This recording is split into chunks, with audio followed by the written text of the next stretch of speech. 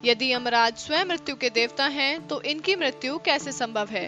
यह बात हास्यपद सी लगती है, परंतु वेद और पुराण में इनकी मृत्यु की एक कथा बताई गई है। इस कथा को बताने से पहले यमराज के बारे में कुछ जान लेना बहुत जरूरी है। यमराज की एक जुड़वा बहन थी जिसे यमुना या यमी कहा जाता है।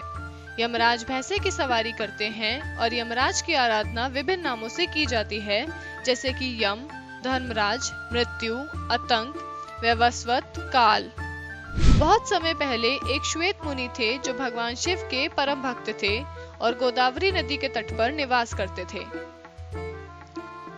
जब उनकी मृत्यु का समय आया तो यमदेव ने उनके प्राण हरने के लिए मृत्युपाश को भेजा, लेकिन श्वेत मुनि अभी प्राण नहीं त्यागना चाहते थे, तो उन्होंने महामृत्युंजय मंत्र का जाप करना शुरू कर दिया।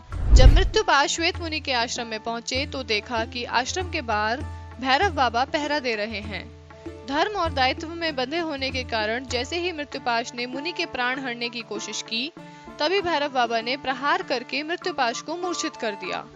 वह जमीन पर गिर पड़ा और उसकी मृत्यु हो गई। यह देखकर यमराज अत्यंत क्रोधित हो गए और स्वयं आकर भैरव बाबा को मृत्युपाश में बांध लिया।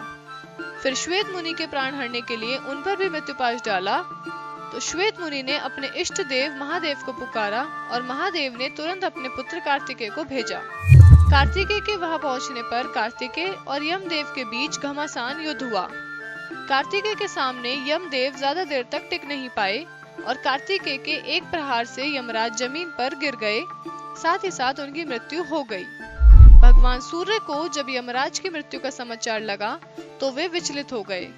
ध्यान लगाने पर ज्ञात हुआ कि उन्होंने भगवान शिव की इच्छा के विपरीत श्वेत मुनि के प्राण हरने चाहे थे। इस कारण यमराज को भगवान भोले के कोप को झेलना पड़ा। यमराज सूर्यदेव के पुत्र हैं और इस समस्या के समाधान के लिए सूर्यदेव भगवान विष्णु के पास गए। भगवान विष्णु ने भगवान शिव की तपस्या करके उन्हें प्रसन्न करने का सुझाव दिया। सूर्यदेव ने भगवान शिव की घोर तपस्या की, जिससे भोलेनाथ प्रसन्न हो गए और उन्हें दर्शन देकर वरदान मांगने को कहा।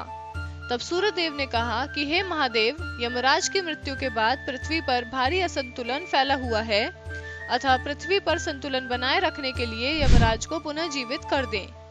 तब भगवान शिव ने नंदी से यमुना का जल मंगवाकर यमदेव के पार्थिव शरीर पर छिड़का, जिससे वे पुनः जीवित हो गए।